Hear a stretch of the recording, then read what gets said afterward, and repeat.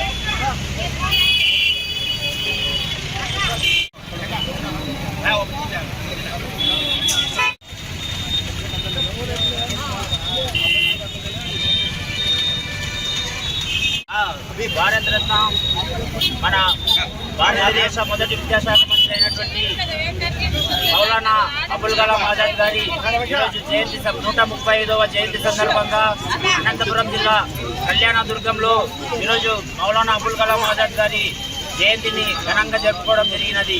ఈరోజు YSR Congress party minority ఆధ్వర్యంలో YSR Congress party నాయకులు, ప్రజాప్రతినిధులు, మహిళలు అందరి ఆధ్వర్యంలో ఈరోజు మౌలానా అబుల్ కలాం ఆజాద్ గారి జయంతి సందర్భంగా 135వ జయంతి సందర్భంగా కేక్ కటింగ్ చేసి అదేవిధంగా అన్నదాన కార్యక్రమం కూడా ఏర్పాటు చేయడం జరిగినది.